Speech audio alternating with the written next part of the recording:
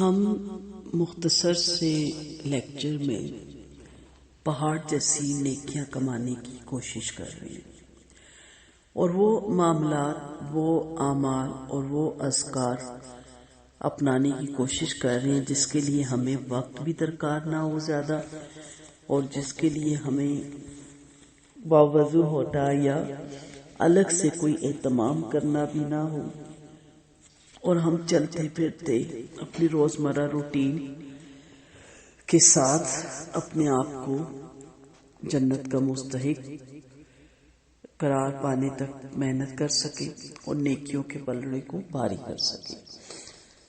اعمال تو سارے ہی بہت اچھے ہوتے ہیں جو قرآن و سنت کے مطابق ہیں اور کوزے میں دریا بند کرنے کے مترادف ہوتے ہیں، لیکن کچھ اعمال کے لیے آپ کو الگ سے اہتمام کرنا ہے، جیسے حج کے لیے جانا یا روزے رکھنا۔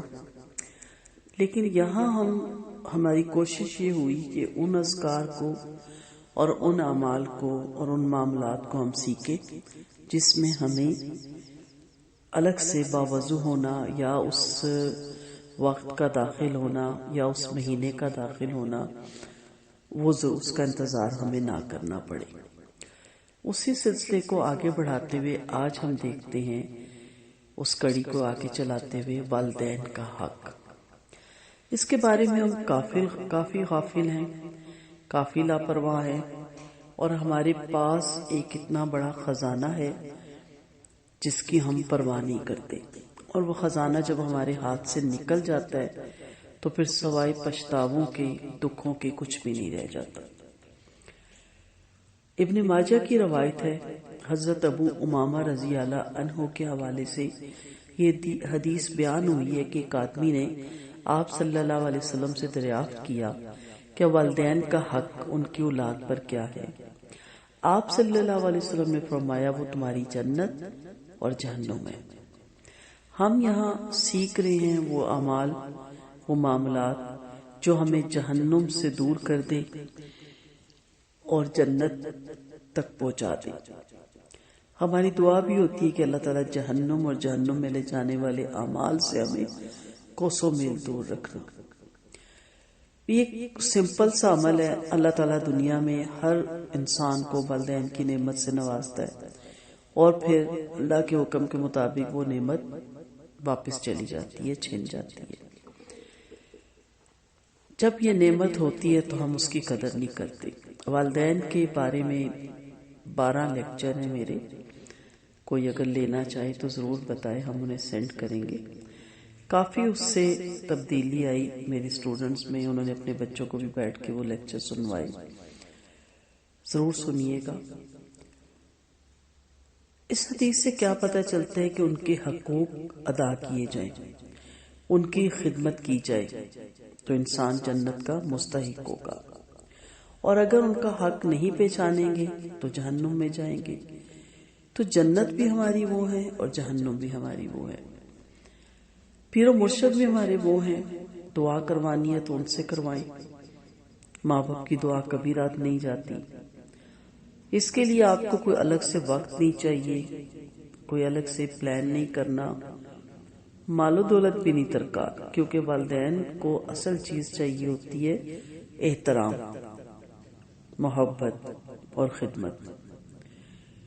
ضروری نہیں کہ آپ بہت امیر ہوں اور آپ اپنے والدین کی ہر خواہش پوری کر سکیں، لیکن جیسا کہ میں نے کہا نا کہ اس عمر میں خواہش کیا ہوتی ہے کہ ہماری اولاد ہماری عزت کرے، اکیلے میں بھی اور سب کے سامنے بھی، اور ان کے عزیز و اقارب اور ان کے دوست احباب کے سامنے بھی، اور عاجزی کے ساتھ جھکا کے اپنے آپ کو مسکین ان کے سامنے بن کے، اور ان کی خدمت جو اس وقت انہیں درکار ہے، وہ وقت چاہتے ہیں تو انہیں وقت دیں، ان کے پاس بیٹھے۔ خواتین کے لیے بہت آسان ہے، گھر میں ساس سسر ہوتے ہیں، ان کے پاس بیٹھ کے انسان سبزی بنا سکتا ہے، ان کے پاس بیٹھ کے انسان اپنے باقی کام جو آسانی کے ہوتے ہیں پاس بیٹھ کے کر سکتا ہے، اور ساتھ ساتھ ان سے باتیں کر سکتا ہے، ان کی دل جوئی کر سکتا ہے۔ مانا کہ آج کی نسل بہت ذہین ہے، لیکن پھر بھی جو بزرگ ہوتے ہیں ان کا تجربہ بہت بڑا ہوتا ہے، ان سے مشورہ لے سکتا ہے، ان سے ڈسکس کر سکتا ہے کوکنگ کے بارے میں بھی کہ آپ کیسے بناتی تھی، میری والدہ ایسے بناتی تھی، چلیے اب آپ کے طریقے سے بناتی ہوں، ان سے ہیلپ بھی لے سکتا ہے. وہ بڑے خوش ہوتے ہیں، ان کے ہونے کا احساس دلانا یہ بڑی بات ہوتی ہے. اور جو مرد حضرات ہیں وہ جب آفس سے واپس آئیں تو ضرور بیٹھیں، لیکن ایسا نہیں ہے کہ انہیں زیارت نہ بنایا جائے کہ جاتے ہوئے 10 منٹ بیٹھ کے ماتھا ٹیک کے اور آ کے 10 منٹ ان کے ساتھ اتنی دیر بیٹھے جتنی دیر وہ خوش ہوتے ہیں، اور جب آپ گھر آ جائیں تو آتے جاتے اٹھتے بیٹھتے ان کے ساتھ گپ شپ لگائیں. قرآن مجید کے ارشادات سے بھی معلوم ہوتا ہے کہ ماں کا درجہ باپ کے مقابلے میں بڑا ہوا ہے. قرآن مجید میں ماں باپ کے ساتھ اچھا سلوک کرنے کی تاکید کے بارے میں بہت زیادہ آیا ہے کہ ماں کو حمل کے زمانے میں دودھ پلانے اور پالنے کے زمانے میں بہت سی مصیبتیں اور تکلیفیں برداشت کرنی پڑتی ہیں. ماں کے عظیم حق کا اندازہ آپ اس حدیث سے بھی لگا سکتے ہیں.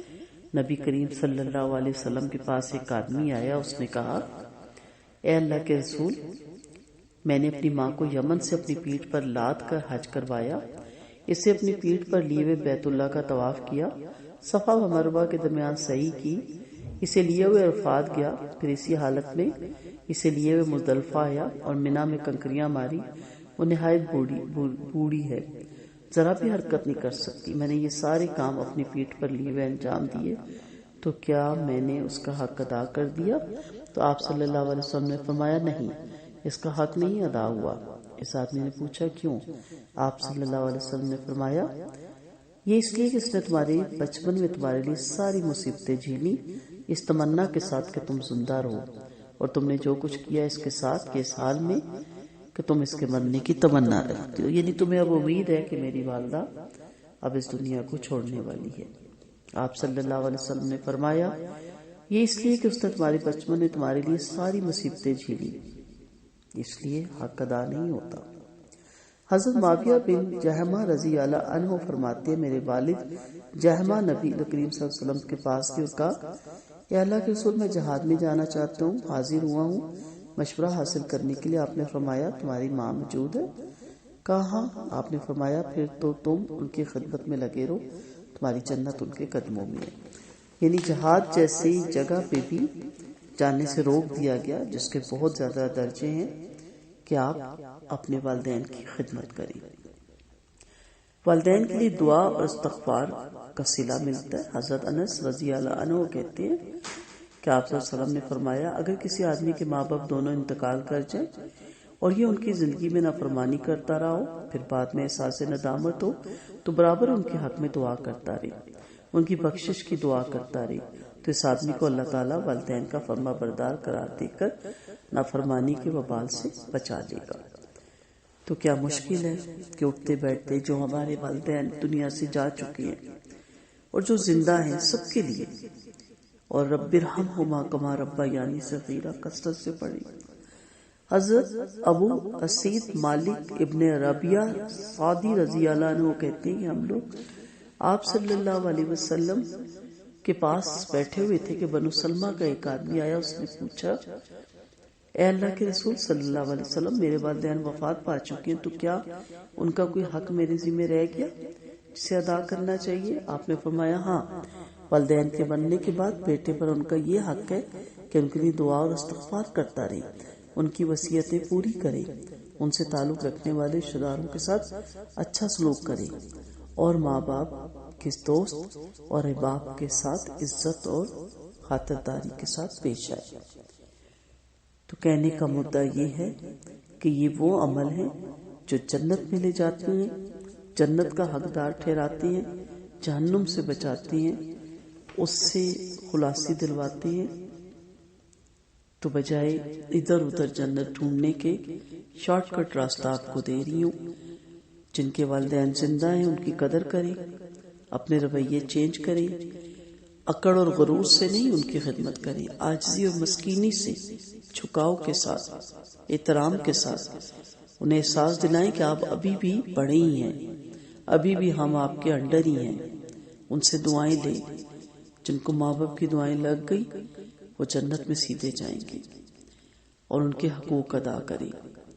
نہ باوضو ہونے کی ضرورت ہے، نہ قبلہ رخ ہونے کی ضرورت ہے، نہ مہینے کا انتظار، نہ دن کا انتظار، اور نہ ہی وقت کا انتظار کہ مغرب کے وقت کرنی ہے یا فجر کے وقت. ہر وقت خوش اخلاقی سے بات کریں، الفاظ اچھے استعمال کریں، احترام کریں، ان کا خدمت کریں ان کی. تو آپ دیکھیں کہ آپ کو جنت انشاءاللہ جنت الفردوس میں اللہ تعالیٰ کر دے گا. اللہ تعالیٰ ہم سب کو اپنے والدین کا فرما بردار بنے. وآخر دعوانا ان الحمد للہ رب العالمین.